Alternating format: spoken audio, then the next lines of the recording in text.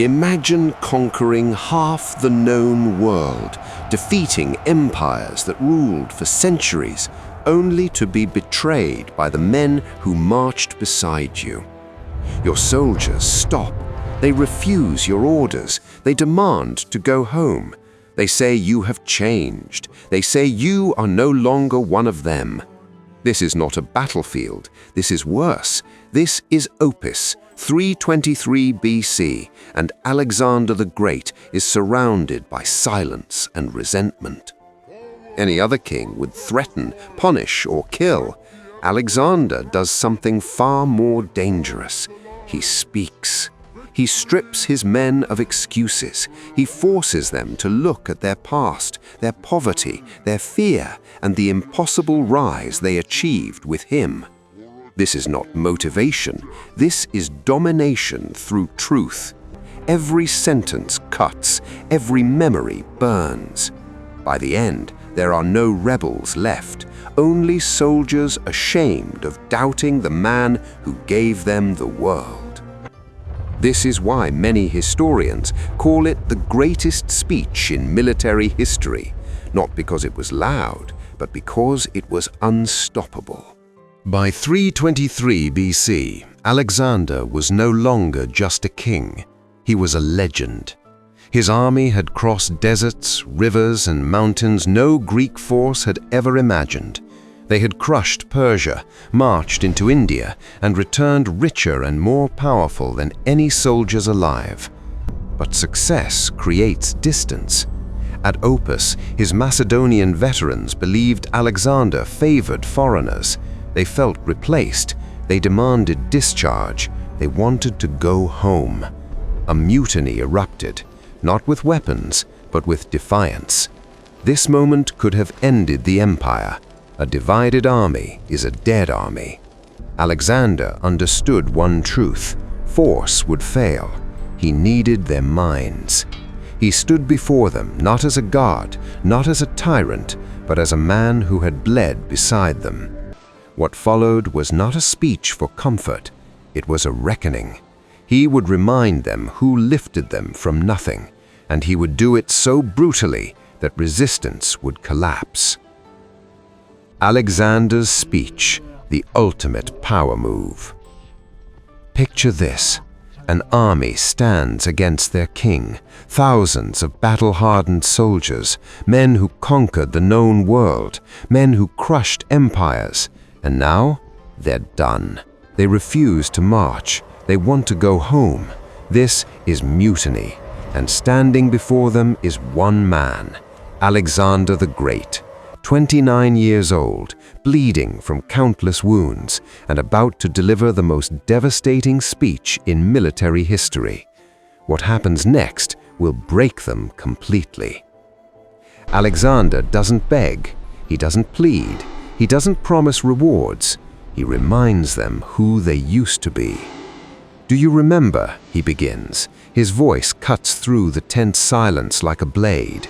"Before my father, before Philip, you were nothing." The words land like stones. He continues, "You were shepherds, poor shepherds. You wore animal skins because you couldn't afford armor. You lived in mountains because you couldn't defend the valleys. You owned nothing. You were nothing." The soldiers shift uncomfortably. They know it's true. "Other tribes raided your villages, took your women, burned your crops, and what did you do? You ran. You hid, like prey." Nobody speaks. The shame is ancient but still fresh.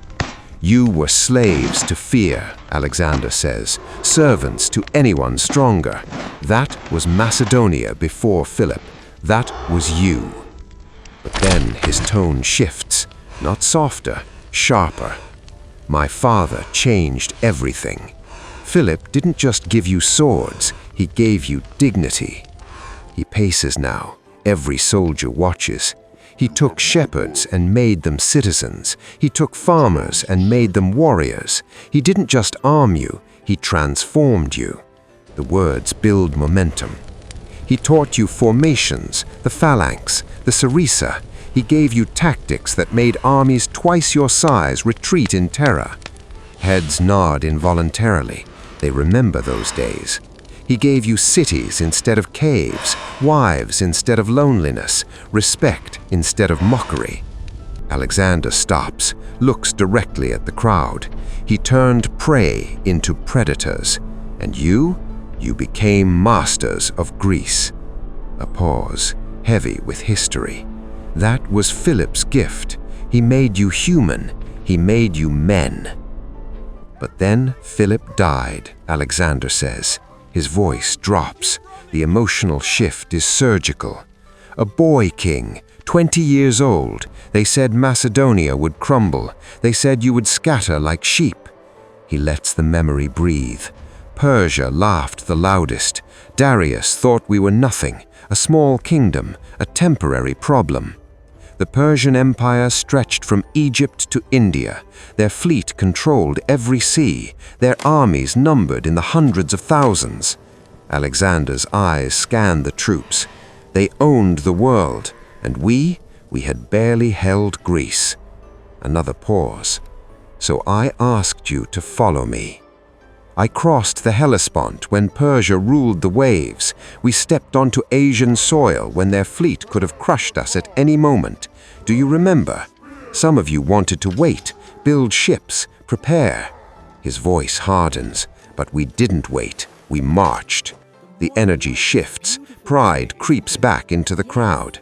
At Granicus River, Darius's satraps waited with their cavalry, the finest horsemen in Asia. They said we'd drown crossing the river. They said we'd die on the banks. Alexander smiles, cold, confident. We killed them all.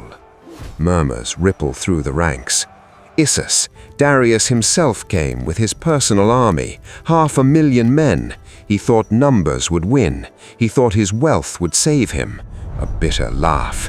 He ran, left his mother, his wife, his children. All that gold, we took it.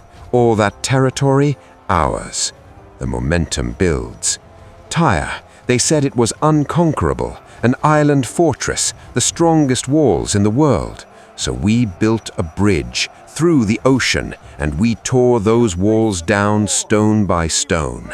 More soldiers lean forward now. Egypt welcomed us as gods. The priests crowned me pharaoh, not through force, through respect. Gargamela, Darius brought everything, scythed chariots, war elephants, 1 million soldiers, the largest army ever assembled. Silence. We destroyed them. We broke the Persian Empire in a single day. The crowd can't help it. A few cheer. Babylon opened its gates. Susa surrendered. Persepolis fell. We marched through lands that never saw Greek soldiers. We stood on mountains nobody named. We crossed rivers that had no maps. Alexander's voice fills the space. India, King Porus and his elephants, monsoons, jungles, diseases, and still we fought, still we won. He stops pacing, plants his feet. I gave you Asia. I gave you Egypt. I gave you Babylon. I gave you Persia. I gave you India. His voice drops to almost a whisper. I gave you the world. And what, Alexander asks slowly, have I kept for myself?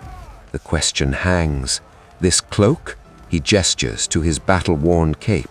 This crown? He touches the simple diadem on his head. I eat what you eat, barley and dried meat. I sleep where you sleep, dirt and stone. I stand guard when you rest. I ride in front when we charge.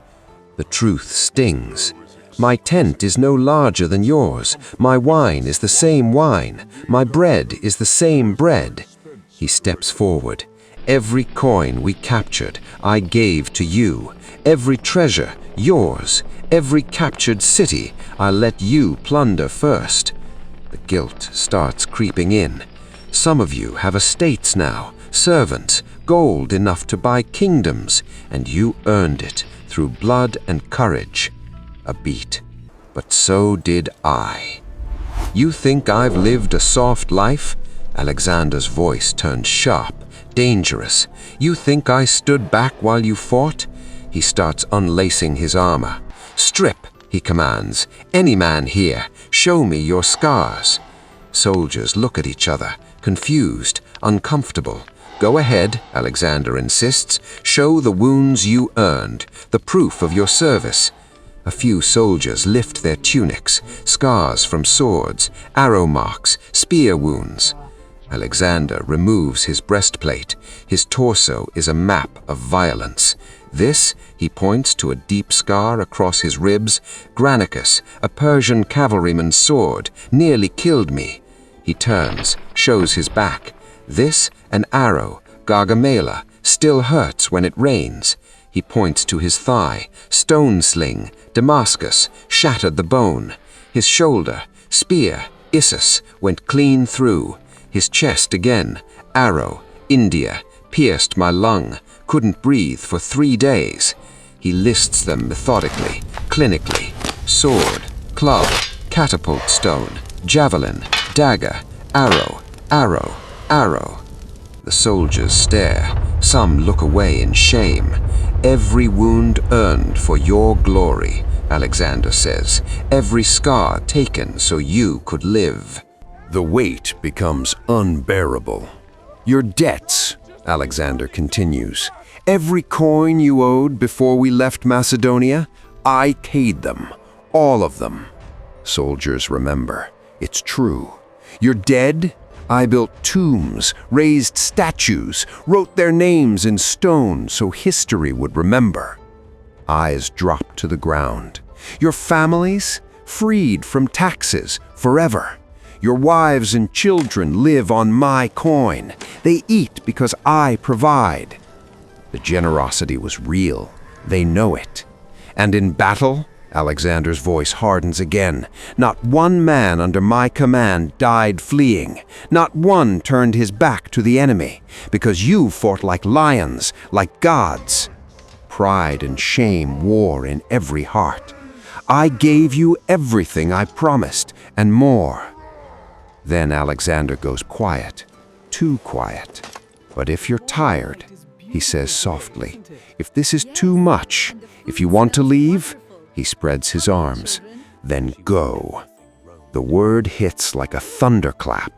"All of you, go home, march back to Macedonia. Tell your wives, your children, your neighbors." His voice drips with poison now. "Tell them I abandoned your king in a foreign land. Tell them Alexander stood alone, protected by conquered strangers, while his own army fled." Soldiers' faces drain of color.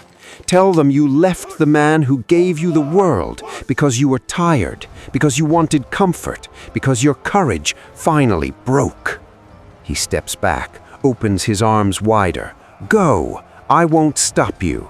I'll stay here with the Persians, the Egyptians, the Indians, the people you conquered. They'll protect me." The humiliation is complete. Maybe they're more loyal than Greeks. Silence. Absolute, crushing silence. Then a sound. Quiet at first. Crying. Grown warriors, hardened veterans, killers of thousands, weeping. The mutiny dies, not through force, through shame, through love, through the realization of what they almost threw away. Men fall to their knees, begging forgiveness, pledging loyalty. Alexander says nothing, just watches as his army breaks itself against his words. This wasn't a speech, it was a masterclass in leadership, in psychology, in the most devastating emotional manipulation in history. And it worked perfectly. One man, one speech, one army that learned they could never walk away. Alexander did not win Opis with fear. He won it with memory. He forced his soldiers to confront the distance between who they were and who they had become. That is why this speech still echoes today. It was not about power, it was about ownership of sacrifice. And in that moment, Alexander proved something greater than conquest. True leadership does not command bodies, it commands conscience.